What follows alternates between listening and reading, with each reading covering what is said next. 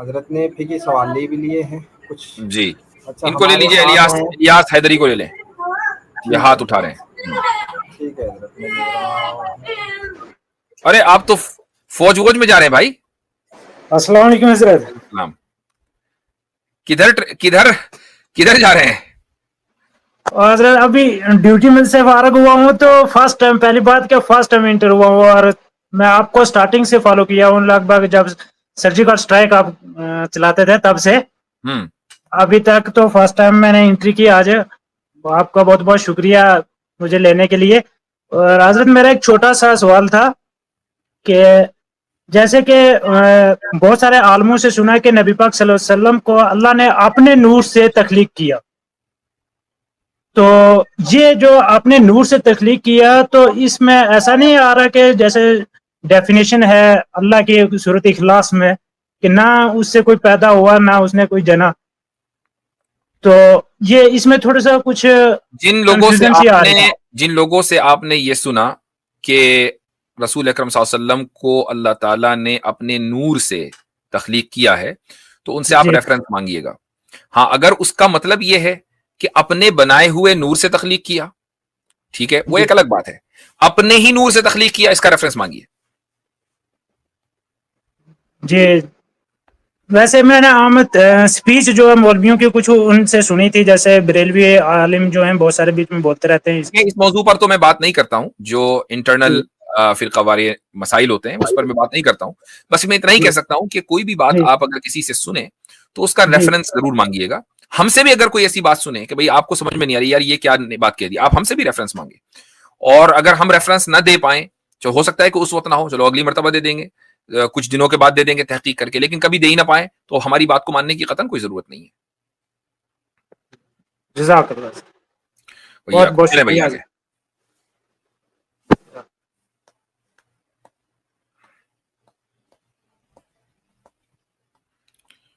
جی بھائی کیا نام ہے ان کا؟ پرشانت کمار. پرشانت کمار جی. میرا سوال تھا، قرآن میں مردار کھانا حرام بتایا گیا جی، تو جو مسلم مچھلی کھا رہے ہیں تو وہ پھر قرآن کی نافرمانی ہوئی یا نہیں؟ نہیں ہوئی. اس کی وجہ یہ ہے کہ قرآن اور حدیثیں دونوں ساتھ چلتی ہیں. یعنی قرآن کی کسی آیت میں اگر ایک حکم بیان کیا اور کوئی بات اس میں کسی وجہ سے بیان نہیں کی تو حدیث سے اس کو مکمل کیا جاتا ہے. تو رسول اکرم صلی اللہ علیہ وسلم کا ارشاد ہے کہ احلت لنا المیتتان، دو طرح کے میتا کا مطلب ہے کہ جس میں جان نہ ہو، مردار جس کو آپ نے ترجمہ کیا، وہ ہمارے لیے حلال ہے. ایک ہے سمک یعنی مچھلی، دوسرے ہے جراد یعنی ٹڈی. ٹڈی بھی بہت سی مسلم ملکوں میں، افریقن ملکوں کے اندر کھائی جاتی ہے اور وہ حلال ہے. تو بلکہ انڈیا کے اندر بھی بہت سی جگہوں پر کھائی جاتی ہے. تو یہ دونوں چیزیں اگرچہ مر جائیں تو بھی حلال ہے. تو اسلام کے قرآن کے حکم کے خلاف نہیں ہے.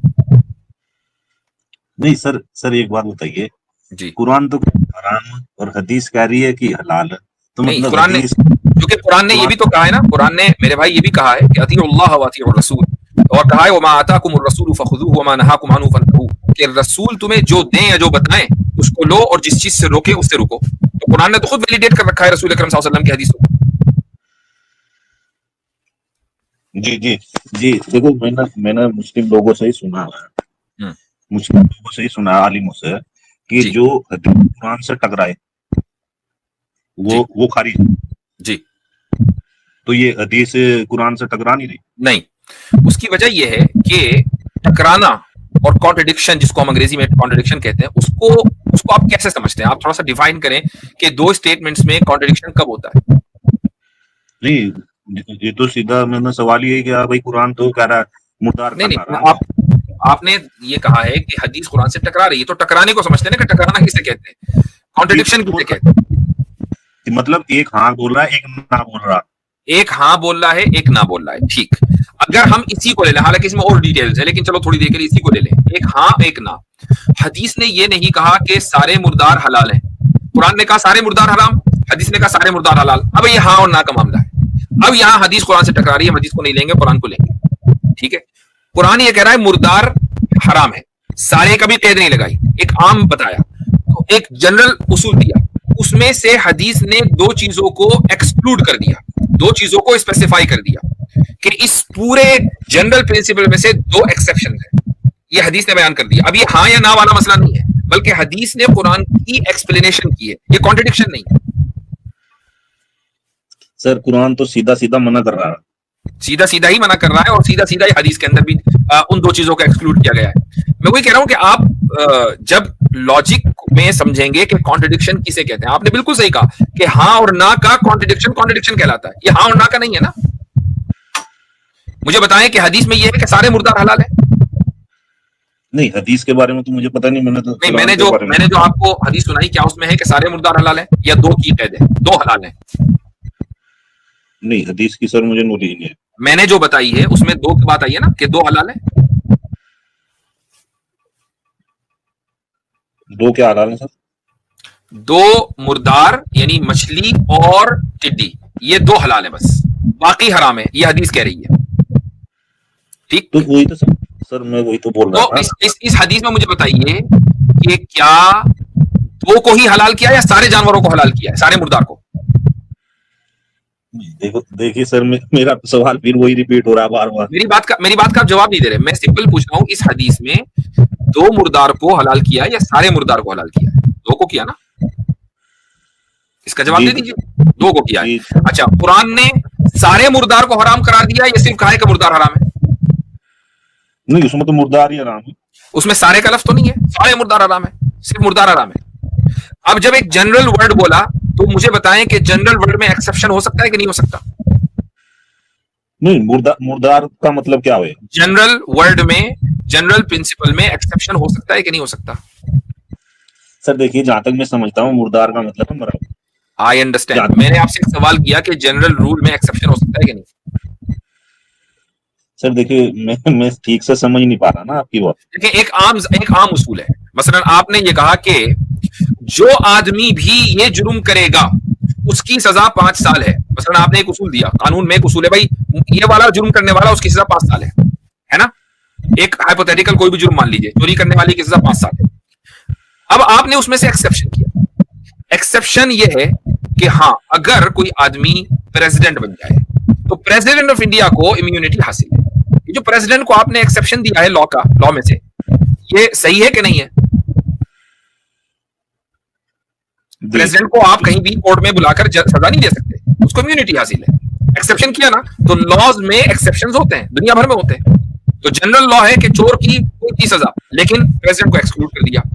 ایسے ہی قانون دینے والے نے یعنی خدا نے یہ قانون بنایا کہ مردار حرام ہے, اور پھر رسول اکرم صلی اللہ علیہ وسلم کی زبانی اسی قانون دینے والے نے, خدا نے یہ کہا کہ دو حلال ہے باقی سب حرام ہے. ایکسپلینیشن وہاں بیان کر دی. سر جو یہ دو آپ بتا رہے ہیں دو حلال ہیں, تو اس کا کوئی حدیث نمبر بتا دیجیے, ریفرنس. اچھا, آپ کہاں تلاش کریں گے؟ آپ کے پاس حدیث کی کتابیں ہیں؟ نہیں, وہ تو سر نیٹ کو, انٹرنیٹ کو اپلبدھ ہے, تو کوئی بھی سرچ کر سکتا ہے سر. ہاں, بات تو صحیح ہے. ویسے مجھے ایک بات سمجھ میں نہیں آتی کہ آپ لوگوں کو اتنی دلچسپی اس طرح کے معاملات میں کیوں ہے. یعنی اصل معاملہ تو توحید و شرک کا ہونا چاہیے نا. نہیں سر, وہ تو سوال تو کچھ بھی آ سکتا ہے نا جی.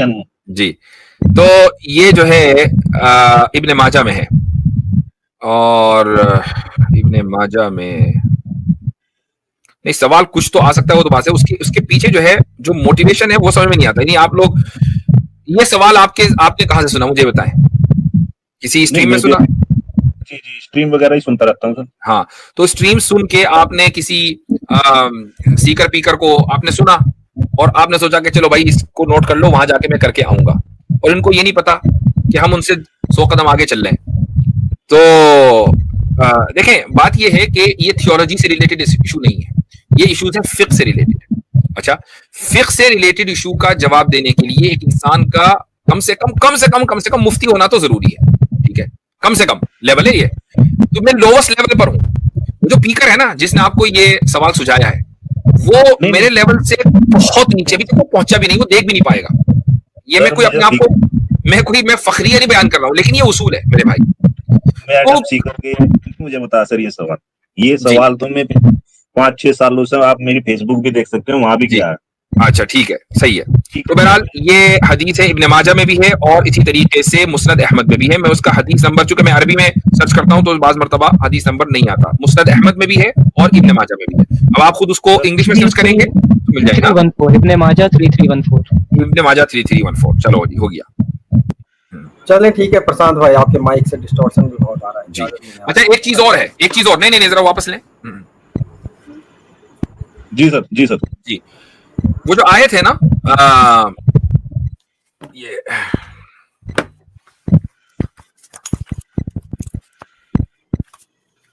ابھی میں آپ کو وہ آیت پڑھ کے سنا رہا ہوں.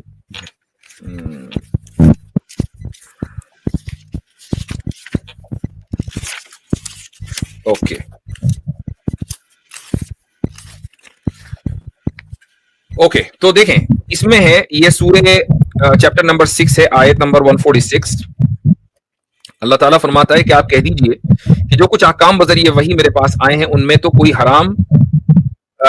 تو میں کوئی حرام غذا پاتا نہیں کسی کھانے والے کے لیے جو اس کو کھائے, مگر یہ کہ وہ مردار ہو یا بہتا ہوا خون ہو یا خنزیر کا گوشت ہو. اچھا, تو کیونکہ یہ بالکل ناپاک ہے. اچھا, اسی آیت میں جو لفظ ہے نا مردار کے بعد, یا بہتا ہوا خون ہو, او دمم مسفوحا, جس میں بہتا ہوا خون ہو. تو جب آپ یہ دیکھتے ہیں کہ بھائی مچھلی اگر مر بھی جائے تو وہ حلال کیوں ہے, اس کی وجہ یہ کہ مچھلی میں بہتا ہوا خون نہیں ہے, یہ اس کی ایک وجہ ہے. لیکن اصل بنیادی ریزن کیا ہے کہ حدیث میں آپ صلی اللہ علیہ وسلم نے کلیئرلی اس کو حلال کرا دیا. لیکن اسی کو کیوں حلال قرار دیا؟ 10 اور چیزیں بھی تو ہیں, ان کو بھی حلال قرار دے سکتے تھے چونکہ ان میں بہتا ہوا خون ہوتا ہے.